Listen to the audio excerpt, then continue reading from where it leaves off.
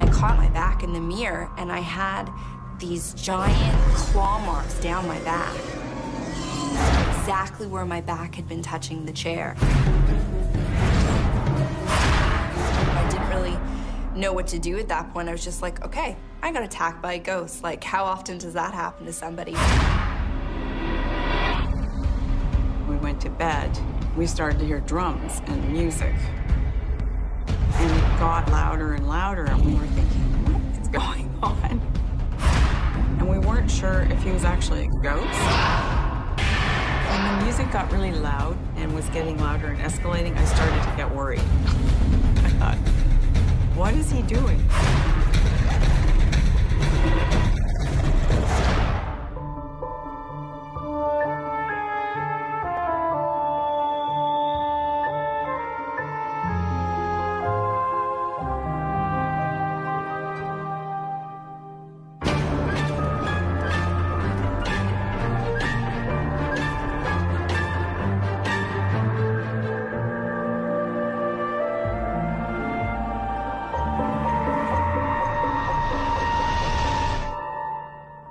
I've lived in the same house my entire life, and when I was little growing up, I've always kind of noticed that it was a little haunted and got used to it. It was something that just kind of became natural. My mother was pregnant with twins, and my twin died sometime I was still in the womb, and when I was a little kid, I used to always look for him all the time, and I kept constantly asking for my brother David, and I was just always searching and asking for him, and as a kid just always blaming my parents, like, where is he, where is he? So as soon as I was a little kid, I knew something was up.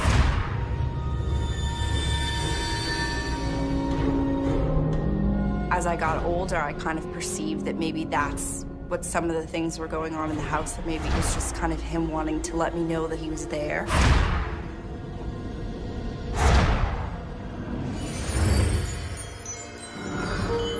Most of us live in a world of buildings and cars and people.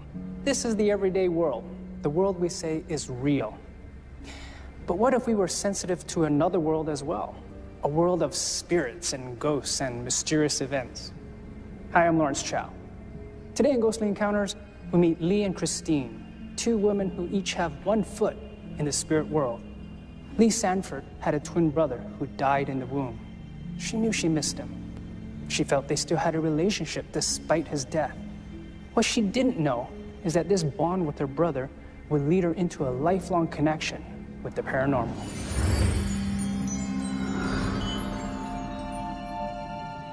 When I was little, I used to have a favorite teddy bear of mine that would sit in an antique rocking chair that I had in my room.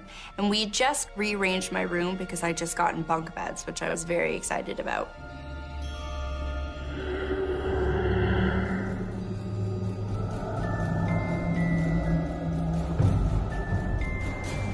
I woke up to the sound of music playing, and I was pretty startled, and I realized it was coming from my clock radio. The clock radio wasn't plugged in because we had rearranged my room to put the bunk beds up. I looked and I saw my rocking chair, which was slowly swaying back and forth. And that's when I noticed that sitting at the edge of my bed was my very favorite teddy bear. And this is a Flopsy teddy bear that was sitting straight up, which it can't really do.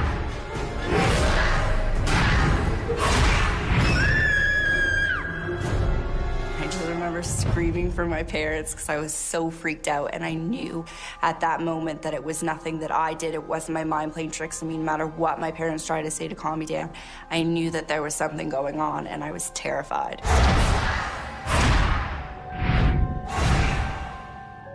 There was one time when I think I was in grade 9, and I had finally moved into my basement apartment. My grandfather had moved out and moved into a retirement home, and weird things happened from day one.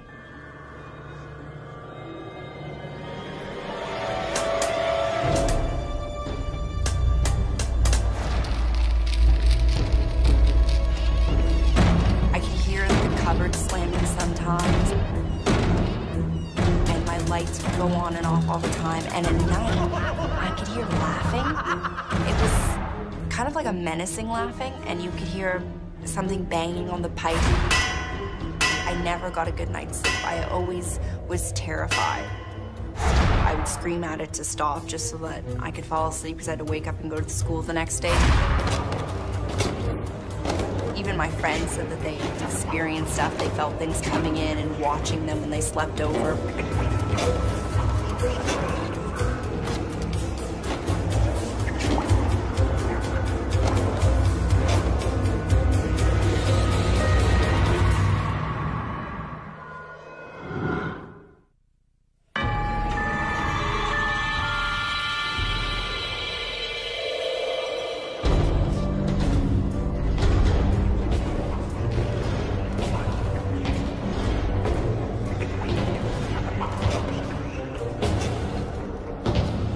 One time when I think I was in grade 9 and I had finally moved into my basement apartment. I never got a good night's sleep. I always was terrified. Even my friends said that they had experienced stuff. They felt things coming in and watching them when they slept over. They would claim that something would come in and they'd feel something standing over them or breathing on them. So I had some friends that didn't even want to come over anymore. Here I was 14 years old and I had to have the light on to go to sleep. I was terrified. I lasted 6 months down there and I couldn't stay down there anymore. So I moved out of there.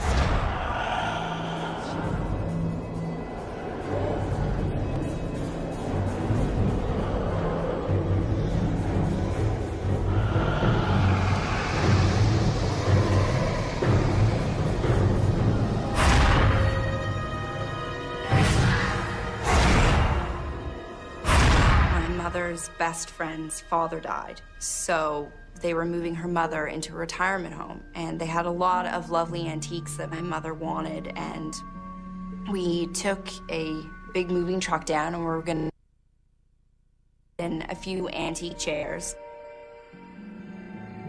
They were very old antiques. They were probably around 100 years old, and my mother had always loved them. So we got those and had really sat in them yet or really paid any attention to them until finally I was watching my mother put glasses in the new cabinet, and I sat down on the chair and I was sitting in sort of an awkward position facing my mother where really only my side was touching the chair. And I began to make fun of them because not only did they not match, the carvings on them were slightly different. One had sort of what looked like flowers carved in the top, and the other one had a face that was carved right into the top that looks like it's almost got an ornate crown on top of it, and the face kind of protrudes out.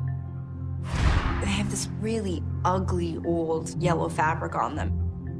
And I was sitting in the chair just making fun of them, going on about how they ASAP needed to be recovered. They were just creepy and old, and I didn't really know why we had to have them in our dining room.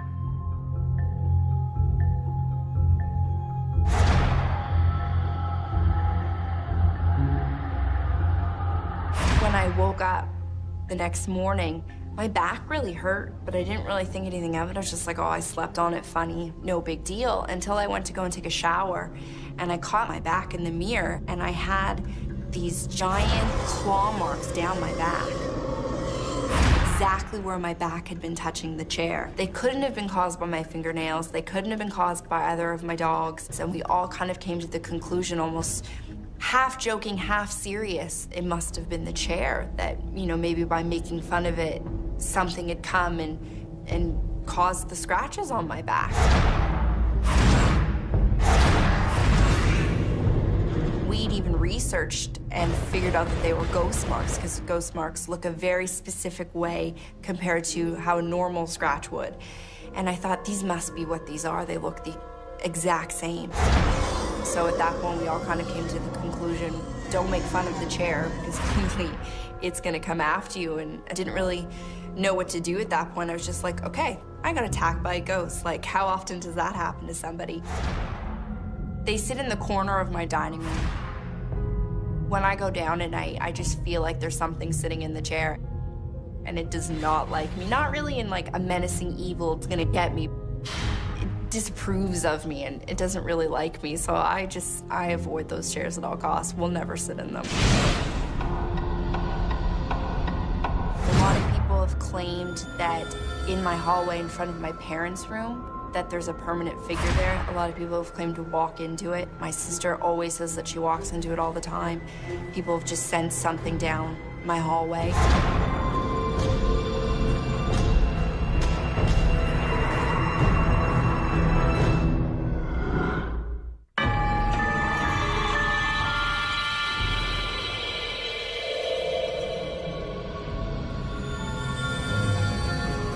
A lot of people have claimed that in my hallway in front of my parents' room, that there's a permanent figure there. A lot of people have claimed to walk into it. My sister always says that she walks into it all the time. People have just sensed something down my hallway, which we think might be my brother. As a kid, I've definitely had instances where, say I've been really upset and been crying in my room, the bed would go down a little bit, kind of like you knew someone was sitting next to you. And it was a comforting feeling. Sometimes I think, okay, maybe it could be my brother. And I'll know that it's him because I have felt an arm literally come over my shoulder.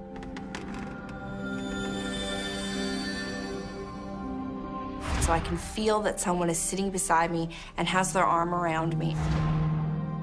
It was just very comforting, and someone almost trying to protect you and make you feel good. Kind of like a guardian angel. When I know that he's around or things happen because of him, it's more of a comforting feeling, and I'm not usually scared by it. I think that having my brother around, it definitely makes me have a foot in the spirit world. It definitely opens me up quite a bit because I've always been able to sense things more than others, and I just know when I'm not alone, and I know when I'm being watched, and it's just something that I've always just kind of had to deal with. Our experts say history is full of tales of psychic bonds between twins, bonds that can sometimes gain power even after one of the twins dies. Lee believes her relationship with her dead twin gave her special access to the spirit world. Christine Wright also has an extraordinary connection to the world of the supernatural, but the source of Christine's connection is very different. I delivered my oldest daughter. They put you in observation for a while just to see how you're doing, and something was wrong. My doctor told me that I actually was gone. I don't recollect that part of it because I was under. I remember leaving my body and looking down from a very great height. The surgeon couldn't even see what he was doing. There was so much blood. I was losing it so fast that they were taking blood directly from the refrigerator and transfusing it, and that's why I was so cold. And I recall looking at it and thinking, oh, I don't want all that pain and whatever was going on. And there was a lot of light. And it was a very loving light, like I felt like I wanted to be there in that light. So much peace, and I felt surrounded by love, most loving presence. It was almost like there were beings on each side of me, and they communicated to me that it wasn't my time yet, and I had to go back. I had work to do. At that point, I went back into my body, and it was hard. It was a very difficult feeling, like slamming into cement.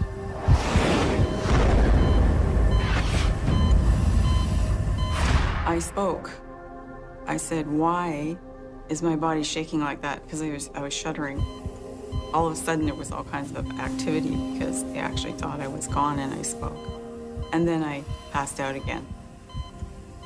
One of the Aboriginal tribes, and I think it was the Cherokee, had a name for people who were supposed to have crossed over but didn't. And it translates roughly into English as half ghost.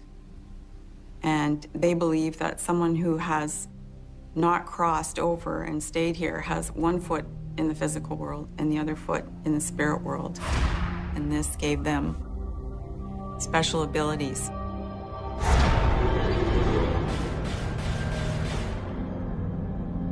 I remember it was around my 40th birthday. My mother was very ill, and she had always wanted to go to Hawaii, so one of my sisters and I decided we would take her. They went there ahead of me. It was quite a long trip for me. It took about 20 hours to get there. And I arrived about 3 or 4 days after they had. I was very tired, and it was late evening, and so I had something to eat, and then I said, well, I think I'd like to go and lie down. Now, my sister and I were sharing a room, so I laid down in the bed and couldn't sleep, couldn't drift off. I just felt like there was something in the room.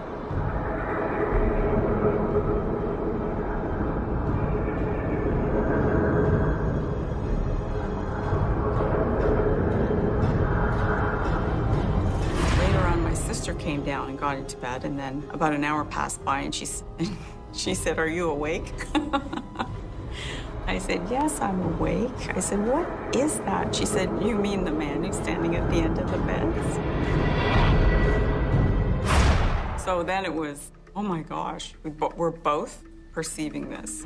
She found it quite disturbing that this presence was in the room and looking at us, and very focused, not moving, not saying anything, not doing anything, just standing there. And we asked him to go away, but he didn't. And so we had a restless night.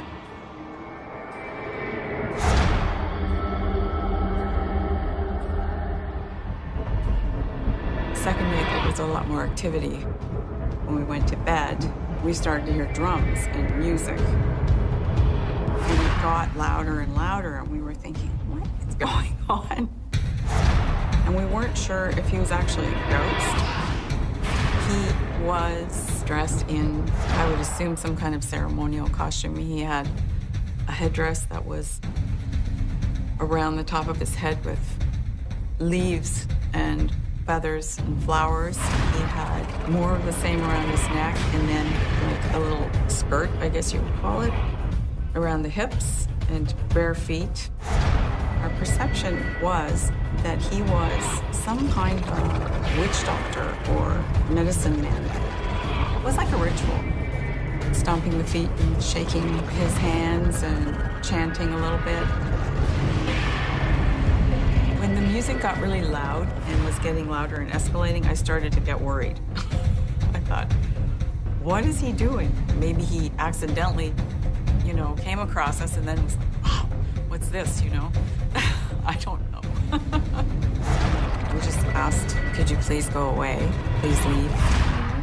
I think we asked several times. He just decided he wanted to be there. It almost got to a point where it felt frenetic. And so I said, I've had enough. I'm going upstairs to sleep on the couch.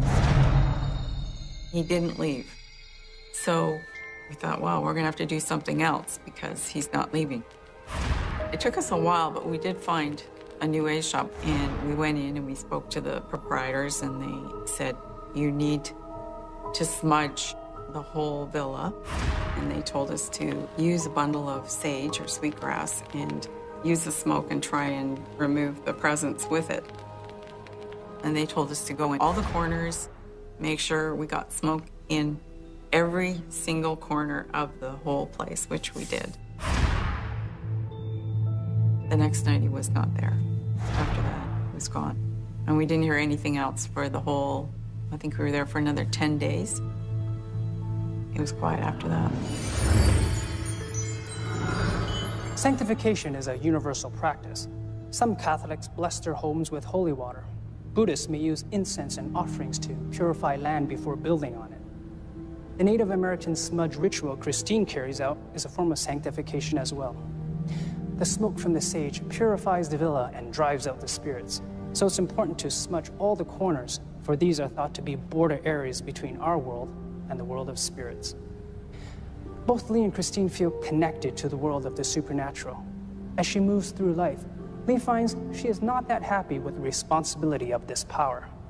Christine, on the other hand, has found a way to use her experience to deepen her connection to both this world and the next.